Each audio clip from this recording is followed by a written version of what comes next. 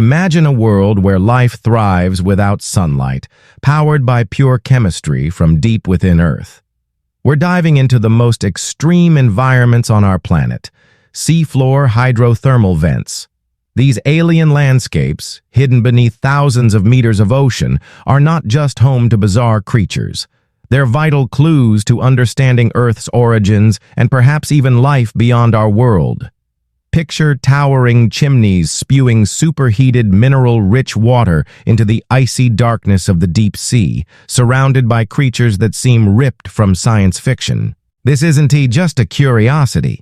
It's a window into the resilience of life and the raw power of our planet's geology.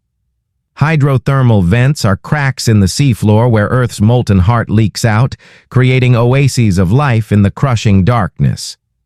Discovered in 1977 near the Galapagos Rift, they stunned scientists who thought life couldn't exist without sunlight. Instead, these vents host thriving ecosystems fueled by chemical energy, challenging everything we thought we knew about biology. They're not just weird, they're revolutionary, hinting at how life might have begun and what it could look like on distant ocean worlds like Europa or Enceladus. Let's explore what makes these vents tick, the creatures that call them home, and why they might hold the keys to Earth's past, present, and future. Hydrothermal vents form where tectonic plates pull apart, mostly along mid-ocean ridges. Think of these ridges as Earth's seams, where the planet's crust is thin and magma simmers close to the surface. Seawater seeps into cracks in the ocean floor, gets superheated by magma to temperatures as high as 400 degrees Celsius, 750 degrees Fahrenheit, and picks up dissolved minerals and gases like hydrogen sulfide. This scorching, chemical-laden water then rockets back to the surface, exploding into the cold ocean. When it hits the frigid water, minerals precipitate out, forming those iconic black smoker chimneys that can tower dozens of meters high. The process is a geological alchemy. The superheated water carries metals like iron, copper, and zinc, which solidify into chimney structures. Some vents, called white smokers, release cooler fluids rich in lighter minerals like barium and calcium, creating ghostly, pale formations. These systems are dynamic. Chimneys grow, collapse, and regrow over years or decades, driven by the restless energy of Earth's interior. But it's not just about rocks and heat. The chemical soup these vents spew, rich in methane, hydrogen, and sulfur compounds, creates a unique environment. Unlike plants that rely on photosynthesis, life here depends on chemosynthesis, where microbes convert these chemicals into energy. These tiny powerhouses form the base of a food web that supports some of the strangest creatures on Earth. Dive into a hydrothermal vent field, and you'll find a circus of life that defies imagination.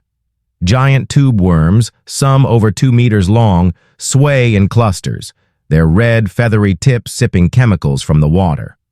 These worms, called Riftia pachyptila, have no mouth or gut. Instead, they host symbiotic bacteria inside their bodies that turn sulfur into energy. It's a partnership that lets them thrive in conditions that would kill most other animals. Then there are yeti crabs, with hairy claws teeming with bacteria, waving in the vent's flow like they're farming their own food. Scaly-foot snails, armored with iron-plated shells, crawl across the chimneys, while eyeless shrimp scuttle about, sensing chemicals with specialized antennae. These creatures aren't just surviving.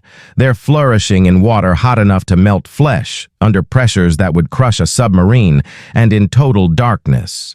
The microbes at the heart of this ecosystem are the real MVPs.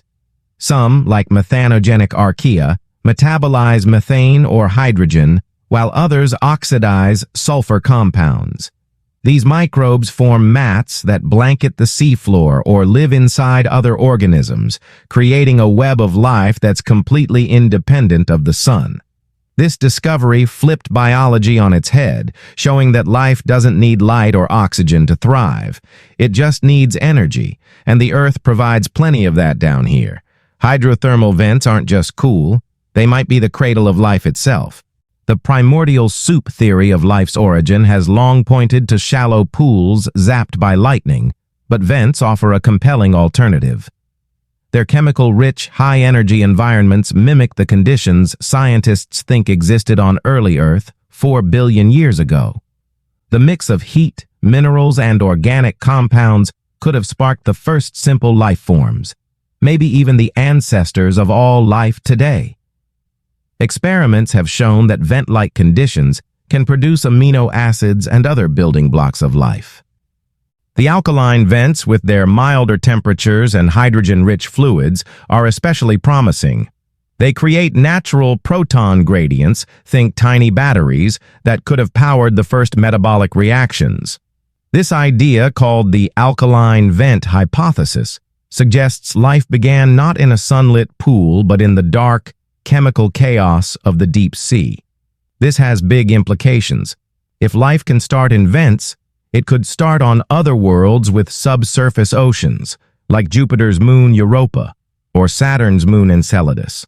NASA's missions to these icy moons are partly inspired by what we've learned from vents. If we find similar chemical signatures there, it could mean alien life isn't just possible, it's probable. Hydrothermal vents don't just shape biology, they play a role in Earth's climate. The chemicals they release, like methane and carbon dioxide, can influence ocean chemistry and, indirectly, the atmosphere. Methane, a potent greenhouse gas, bubbles out of some vents and gets trapped in the ocean or consumed by microbes before reaching the surface. But over geological timescales, these emissions add up, potentially affecting global carbon cycles.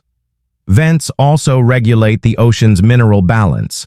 They release metals and nutrients that feed marine ecosystems far beyond their immediate surroundings. For example, iron from vents can fuel phytoplankton blooms, which suck up CO2 during photosynthesis. This makes vents a small but significant player in Earth's climate system, one we're only beginning to understand. On the flip side, vents are sensitive to climate change.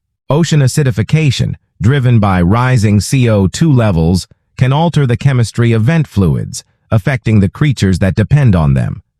Warmer oceans could also shift deep-sea currents, changing how vent ecosystems function. Studying vents helps us predict how the deep ocean, and the planet, might respond to a warming world. Hydrothermal vents are more than scientific curiosities. They're shaping our future.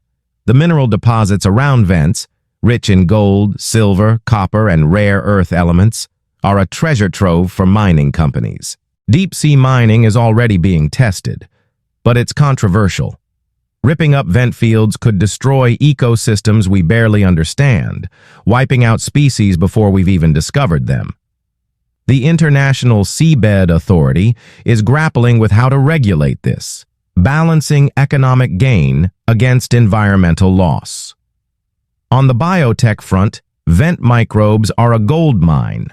Their enzymes, adapted to extreme heat and pressure, are being studied for industrial uses, like breaking down waste or creating new drugs. Some bacteria produce compounds with antibiotic properties, a big deal in a world facing rising antimicrobial resistance. Exploration is another frontier. Advances in submersibles and remotely operated vehicles, ROVs, are letting us map vent fields in unprecedented detail. Projects like the Ocean Exploration Trust's Nautilus are uncovering new vents every year, each one adding to our understanding of Earth's geology and biology. Meanwhile, space agencies are designing probes inspired by vent exploration to hunt for life in the oceans of distant moons. Hydrothermal vents are more than just deep-sea oddities. They challenge our assumptions about life, reveal the dynamic interplay of Earth's geology and biology, and offer clues to our planet's past and future. They're a reminder that even in the darkest, most hostile corners of our world, life finds a way, powered not by the sun but by the raw energy of Earth itself. They also carry a warning. As we eye vents for resources or study their role in climate, we're meddling with systems we don't fully grasp. Protecting these ecosystems while unlocking their secrets will take care, curiosity, and humility. And who knows? The next vent we explore might not just tell us about Earth. It could point the way to life among the stars. So, next time you think of the ocean, don't just picture coral reefs or sandy shores. Think of those hidden chimneys, belching chemistry into the abyss, and the strange, resilient creatures dancing around them. That's Earth at its rawest, and it's got stories to tell, if we're willing to listen.